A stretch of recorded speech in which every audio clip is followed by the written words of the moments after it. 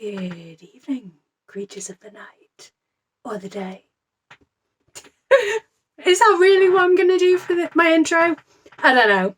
Hi, I'm Effie and this is my bookish channel, and sometimes cross-stitch, but mostly books. And I mean, you could say I'm technically in my vampire era, but my vampire era has lasted over 25 years, I'm going to say. It started when I was a small child. I want to say I was maybe like 4, 5, 6 years old, something like that. And I watched Blade, or one of the Blade films, on the sofa at my nana's. And it just kind of never ended. I really enjoy vampires. So needless to say, I really enjoy a book that features vampires. I am not picky when it comes to how the vampires are portrayed. Like, they can be pretty much like standard, as you'd kind of expect, like the whole drinking blood feels like it's kind of core to vampirism, but I have seen vampires that don't drink blood. Not going out in sunlight, although that's not true in Dracula and some other vampire books all handle it slightly differently. What else feels core to them? Not really sure. Like, it's one of those things that I've been thinking about and going, what are the core qualities of a vampire? And I feel like, as I say, blood is not always a thing in vampire stories, but most of the time, or at least most of the time in the vampire stories I've encountered, which I would say pretty much are Western centric, and I would be very interested to see a more diverse culturally perspective on vampires. So this is me asking you to please put vampire recommendations in the comments. I'm hoping to make this kind of an ongoing series where every so often I sit down, chat with you, and talk about the vampire books that I've read recently. So I would love any and all recommendations for vampire books that you'd like me to read.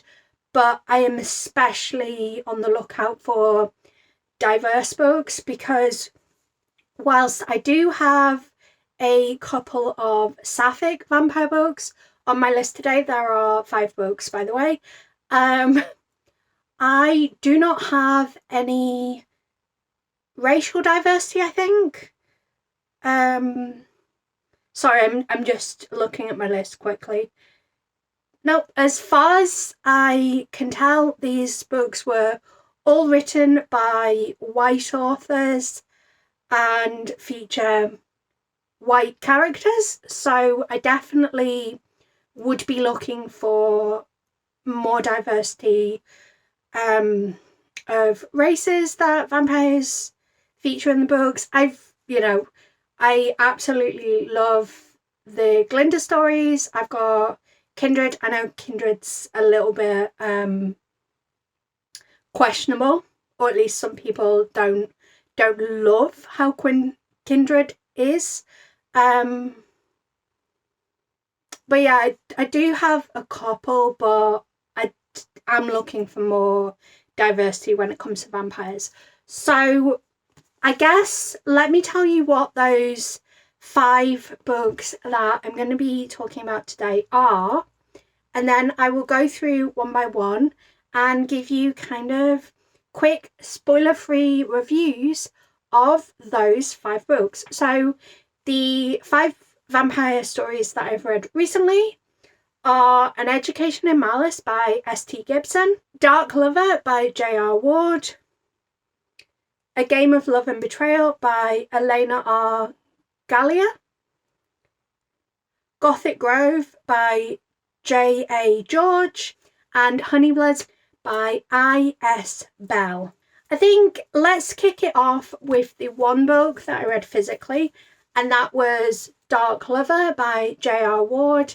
This book I picked up as a buddy read with my best friend, whose channel is Head in the Books. We are actually, like, hopefully going to be buddy reading all of the books in this series. I'm not sure how far we will get through it as buddy reads, but the current plan is to read a Black Dagger Brotherhood book every other month. So, like, every 2 months we will tackle one of these. So, obviously, we started with book 1. I know there's a 0.5, and I would be interested in reading it, but I don't currently own it. I own books 1 to 10. So I'd like to read 0.5 at some point, especially because I feel like we didn't get very much of this character in this book, and I would like to see a bit more of him. So yeah, we are reading these together. This was, I mean, all of the books on this list are my first time reading the specific books I'm mentioning. Like, I do reread vampire books that I enjoy. But I don't generally review books that are rereads on my channel. This is kind of a recent, like, a personal rule that I have implemented, so just be aware, like, these are the first time reading any of them. So this was my first time reading any of the Black Dagger Brotherhood. I have been aware of it, you know, as someone who loves vampires, I wanted to pick it up, but I've been a bit wary because it is an older series. I know it's, or I believe is ongoing, but this book was published in 2011, I believe. Let me see. Oh no, it's in 2005. Oh, I'm very confused then, because I looked this up earlier when I was getting up to date on my reviews, and online it said this was published for the first time in 2011. But no, the copyright page in this says 2005, so I don't know if it was published in an earlier form. Maybe it was called something different. But yeah, so this is, you know, near enough 20 years old, and I was worried that it wouldn't hold up. And what I will say is there are bits that are a bit questionable to me, but overall I had a whale of a time. Also, I really like what I've done with the edges. You can't see the green ones so much, but every edge that's pink, or, I mean, see the green? I don't know. Every page that's got some edging on has got, like, a wee post-it note where I wrote down my thoughts as I was reading, and I was trying out highlighter pencils. So it's got, like, highlighter, post-it notes. It just, you know, it feels good. Sorry, you know when you annotate a book and it just makes your heart feel full? That's how I feel about, like, this book. But also, I really enjoyed it. I actually think it was a 5-star read for me. Like, it was not perfect. There's one bit, I'm not sure where it is. Let me see if I can find it, actually. I think it's later on in the book, maybe.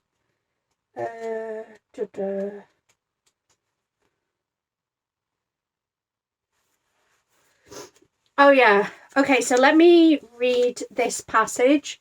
And bear in mind, the person that's, like, thinking about this person is not a nice guy. He's the antagonist of the story. But guys, the jacked woman who had arms big as a man's and no breasts to speak of, her contradictions never ceased to amaze him.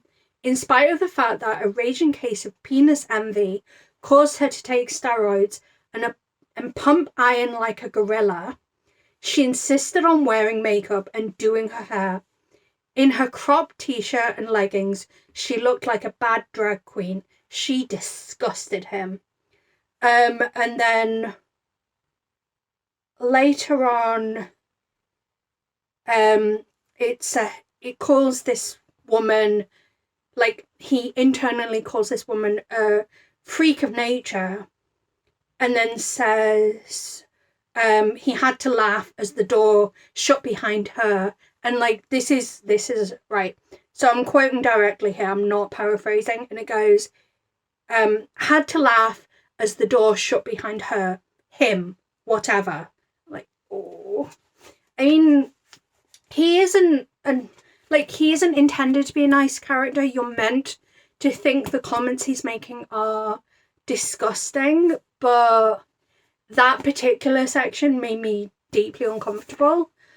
But I think beyond my issues that, I had in that particular moment, the only real problem I had with this book is that it uses acronyms that I don't know if they were popular in America or they were popular with, like, people that were adults when, like, acronyms were a lot more in common parlance. I'm not really sure, but there's several moments in the book where my annotations are just kind of like, what does this mean? And it slightly took away from the story for me. Like, having these acronyms and going, I have no idea what's being said here. And I think that was a shame. But beyond that, I thought this was a really fresh take on vampirism. And I think it's funny, actually, because a couple of years ago, I had an idea about a vampire story that I wanted to write. And I started writing it during NaNoWriMo, but I've never successfully completed NaNoWriMo because it's hard. And I don't have confidence in myself. So I didn't complete the story, but it's interesting seeing the way that I, having never read the Black Dagger Brotherhood, sort of thought about the feeding tendencies and kind of those dynamics. And it's very similar to what exists in the Black Dagger Brotherhood. But it's not something that I think I've seen in any other books. Like, maybe Black Sunshine by Karina Halley, but even then, I think it's slightly different. I don't know. I'm sorry, it's been a couple of years since I read Black Sunshine, but it is very unique. Like, the idea that vampires are kind of a separate species isn't unique. Or at least it's not the first time I've seen that, because you do tend to have the two camps of, like, made and born, and then sometimes you'll have books that have both.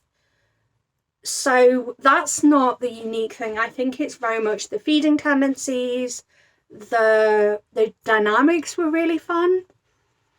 And I just thought overall this book was really well executed, and it balanced the fantasy elements and the ongoing conflicts that I think we're going to see play out more in subsequent books, with the romance that simultaneously felt sizzling and slow burn, but also there was a decent amount of spice, but the spice didn't feel particularly cringe.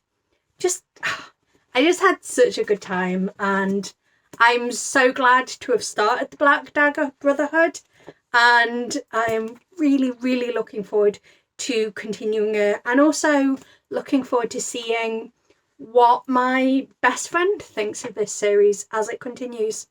So the next book I am going to talk about is An Education in Malice by S.T. Gibson. This book was pitched as a sapphic reimagining of Sharon Le Fanu's. Is that his name? Oh my gosh, I'm now blanking. I'm pretty sure it's Sharon Le Fanu. Carmilla? Sorry, that came out really disjointed. Yes, it is Sheridan Le Fanu. But I would say do not go into this book expecting this to be a retelling of Carmilla.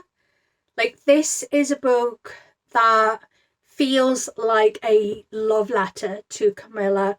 It's so kind of affectionate in the way that it references and has grown from the foundation that Carmilla lay. So this book is set in, I want to say it's 1950s Boston, and we are following Laura Sheridan, who is a first year student in a class taught by Professor Professor de La Fontaine, and she starts to realise that she's got affections for her academic rival, Carmilla Karnstein. And there forms this sort of, I guess, kind of like a love triangle, but it's not a healthy romance, because we've got Professor de La Fontaine drinking and having some kind of romantic relationship with Carmilla, and then you can see the frenzy and the craziness that Carmilla and Laura are starting to have really real and strong feelings for each other, and they only want each other, but Professor de La Fontaine has a hold upon Carmilla and doesn't want her to go, and is so deeply toxic. And then beyond that, we've got a past love of de La Fontaine that is starting to cause havoc on campus. I think that S.T. Gibson has got a really beautiful, hypnotizing style of Gothic writing that is unlike anything I have read before. I think their books grab you and make you really intrigued, and there's such a pacey way to them where the story keeps flowing and it's got a poetic rhythm to it. I do think this book is one that could have somewhat of a divisive ending, as I think it ends in a way that is perfect and fitting for the story, but I could see other people not loving the way that Gibson has wrapped up this story. And I feel like in the same way that V. Schwab gets continuous questions about will there ever be a sequel to The Invisible Life of Addie LaRue, and the answer is not a direct one, but maybe expanded universe. I can see Gibson getting questions of, are we going to get a sequel to An Education in Malice? And I think, well, I know that Gibson doesn't have any vampire stories planned, and they seem to say that they've said all they feel like they want to say when it comes to vampire stories. However, I could imagine several years down the line having a story that isn't a direct sequel to this book, but has a cameo from Carmilla, Laura Le Fontaine, in much the same way that we saw cameos of beloved characters from A Dowry of Blood appear in An Education in Malice, which I will also say I really enjoyed that. I really enjoyed the scenario that these characters made their cameo. And it just added to the story. Although, one thing I will point out is, I mean, this could be reader error in terms of the interpretation, but I do think that the vampire lore that exists within An Education in Malice is slightly different from the vampire lore that exists within A Diary of Blood, and it just kind of slightly niggles at my brain. But again, that could just be my incorrect interpretation. The next couple of books are new adult kind of romantasy titles. The first of those is A Game of Love and Betrayal by Elayna or Gallea. This book has been pitched by the author as Love is Blind meets Crescent City. Now, I have read all of the currently published Crescent City books, but I've never watched Love is Blind, although in reading this book, I feel like I unlocked a core memory of a TV show that was on in the UK, I want to say in the early 2000s, that I think was called Dating in the Dark. And I don't know, because I haven't seen Love is Blind, I don't know how similar or dissimilar they are. But I feel like the core principle of kind of finding love when you take away visual biases is similar. So in this book, we are following Brinley Delapointe, a double-blessed vampire, which means when she was made, so this is a book where vampires are made as opposed to being born, and she is, for all intents and purposes, dead. When she was made, she got the power to control shadows, and as part of that she can, I can't remember the exact term, but very much like it's a teleportation that involves shadows, but like she has to have been to the place before to be able to use them. But she also can manifest great big bat wings, so she is seen as incredibly powerful. And she enters the blind love competition that exists in this world called The Choosing. And her one goal is to make fellow contestant Riker Waterborn, who is a water fae, and she believes was responsible for the death of her family and I guess her death. She wants to make him fall in love with her, and then on their wedding night she will murder him.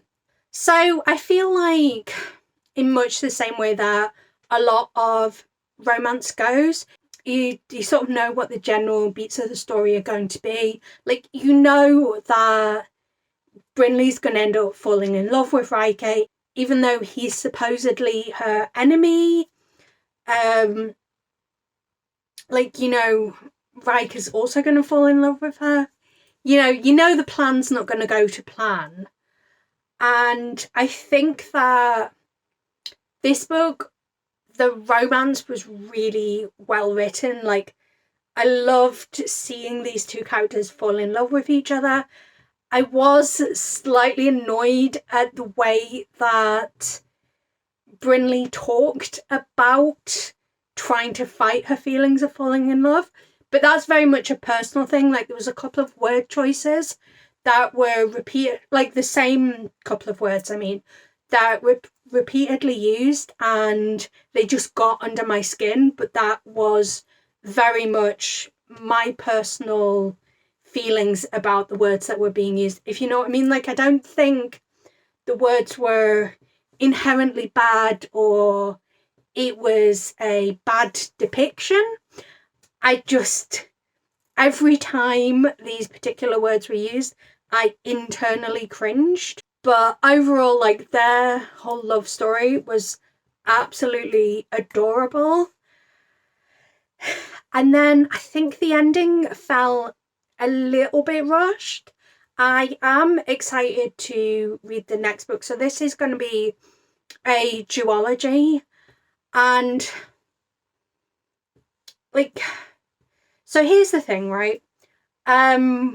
This book has a preview for book 2 at the end of the book, and it says it's a preview book too. But I think that preview should have been included in this book as an epilogue, because I think without that, this book would have felt incomplete and just wouldn't have worked as strongly. But because it is included, like, it's literally in the book, it's in the text, so I feel like you can kind of imagine it as an epilogue. I don't know if any of this makes sense, but what I'm trying to say is this book actually was really good. I think it's rare to have a fully realised fantasy world where you have a wide variety of fantasy creatures and you see a wide variety of fantasy creatures like actually forming part of the plot. Or at least I haven't read that much. What I'm trying to say is, like, generally you'll have a fantasy world that has all of these things, but then it'll be like, oh, human and fae or human and angel, and you won't get to see all the different fantasy characters being part of the plot. But like, this is a fae and a vampire falling in love, but you've also got a shifter's quite a major character, and then I'm trying to think what her best friend is. Oh gosh, I know she's got wings. I don't know, but I think you also have like elves being important, and I had a really good time, and there was just a couple of things that annoyed me, but please do not let that put you off picking up this book. The next vampire book, however, I really didn't have a good time with, but I think a large part of that is gonna be to do with the level of spice. And this is really weird. So I'm talking about Gothic Grove by J.A. George. And spice is so darn subjective. Like, I'm sat on my office chair and it just creaks like crazy. So I'm not a prude. I do not mind a goodly amount of spice in my books. Like, it's fine. Give me all the spice. Like, one of my favourite authors is Sierra Simone, who writes the smuttiest of books. But as my best friend put it, I need some plot with my porn. And that is exactly it. And I think it's made all the more irritating when it feels like a book has an interesting plot, but all you're getting is sex scenes, and you're like, yes, but this plot sounds so good. I want you to progress the plot. And don't get me wrong, the plot does progress, and this is going to be a series, so it's a much larger arc. And I think that's part of why it feels so slow, is that, like, I knew this was going to be a series, but I didn't realise that it was building up for what the grander arc was going to be of this series. And really, honestly, that was my biggest issue with this book, is that there was too much spice in it, and I just wanted to get on with the fantasy plot. I mean, what I could also say as well is that in terms of the lore for the vampires, it felt as though George was using people's like widely recognised understanding of what a vampire is as a shortcut, and it felt like no real attention was given to actually tell you what being a vampire means. And I think maybe it's just because I am a big fan of vampires that it annoyed me, because I know there's such a wide spectrum of what that can mean. Whereas, like, all we really got was that vampires need to drink blood and magic, and presumably vampires can be born but also made. Okay, I'm just going to flash a quick spoiler on screen. This is not I mean, it doesn't feel to me like a major spoiler, but if you don't want to know a detail of this book, like, just skip ahead to when the spoiler warning's no longer on screen. I'll also try and chapter this video, but I'm notoriously messy.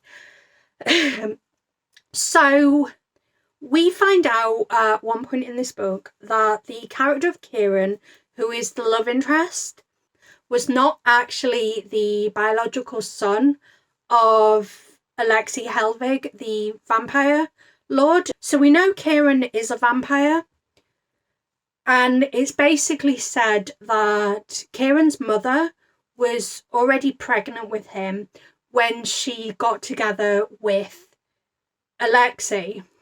And the reason Kieran became a vampire was because of blood exchanges happening between Kieran's mother and Alexei. And the fact that this was a revelation, you know, in my mind, tells me that vampires can procreate, so a vampire can be born in this world. But the fact that he is a vampire because of blood exchanges that his mother did also tells me that they can be made. Okay, spoiler over. So, all this being said, I probably am going to be continuing this series, but I think the next book is going to be mostly focusing on dragons. So, you might see me talk about it in a wrap-up at some point, but I'm unlikely to mention the next book whenever I do my next vampire books I've read recently kind of video. And the final book that I am going to talk about for this video, and I will say, like, these 5 books, apart from Gothic Grove, like, not a fan of that one. But the other 4 books, so the 3 I've already talked about and the one I'm about to talk about, were all really good. But this final book is my favourite of the bunch, and that is Honeybloods by Belle. This is a YA novella, which is the first book in a trilogy, and is a sapphic vampire story. So this book opens right in the middle of the action. It says, Honey Williams woke up dead. And alongside waking up dead, she finds out that she's got surprisingly delicious taste of blood in her mouth. And she also discovers that there is a dead cop next to her. And as she's kind of thinking of what to do, she remembers that she made a blood vow with her childhood friend, and part of that included helping to bury a body. So what does she do? She goes over to her friend's house and says, you know that blood vow? Want to help me bury a body? And that begins the story. Now, in kind of the same way that the previous entry didn't take time to develop the lore, I feel like Honeybloods was the exact opposite, in that it did have the level of respect for the reader, that the time was taken to go, okay, what's the lore with vampires in this world? But I also think it did something really smart in that Honey's transformation happened without her. If we're talking about like traditional lore, her sire was nowhere to be found. So everything that she learned about how vampirism works, she learned kind of organically. There was a point in the book where she had some outside help, but even then she didn't get all the information. So the reader's kind of learning how vampirism works as Honey's learning it. And, you know, alongside this, you've got this beautiful slow burn sapphic story where you can see that Honey and her friend Sadie both share feelings for one another, but both kind of feel hesitant about whether their feelings are returned and not wanting to change their dynamic. But it's just like, so you know those books where like friendship is at the core and that is what makes it work so well. So it's like a friends to lovers sapphic story that involves vampires, and I loved it so much.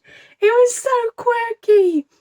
And adding to that as well, Honey is an absolute sunshine. She is such a ball of joy, and that it was such a refreshing thing to see. A character who is plus size, confident in herself, feels beautiful, is unashamed to be geeky. Like, she is so aspirational and wonderful, and she really is the heart of the story in a way that made this book so delightful to read. And I'm so eager to read the sequel, Honey Bites. And it's such a good book. Sorry, I really loved it. Like, I.S. Belle's written a fantastic story, and I need more people to read this book because I enjoyed it so much. So those are the 5 books that I read. I guess quickly run down, like, you probably at this point know what's my best to worst. So the worst book that I read was Gothic Grove, and then it goes A Game of Love and Betrayal, but there's like, funny enough, good visual there. There's a gulf between Gothic Grove and then the 4th position. So 4th position's A Game of Love and Betrayal, and then it goes An Education in Malice, and then it's Dark Lover, and then we have Honeybloods. So thank you for watching this video. Please don't forget to comment any vampire books that you would recommend. I am being so genuine when I say I want any and all vampire book recommendations. If you happen to be an author watching this and you have a vampire book that you want to recommend to me, please also feel free to do some shameless self-promotion. But until next time, love you. Bye.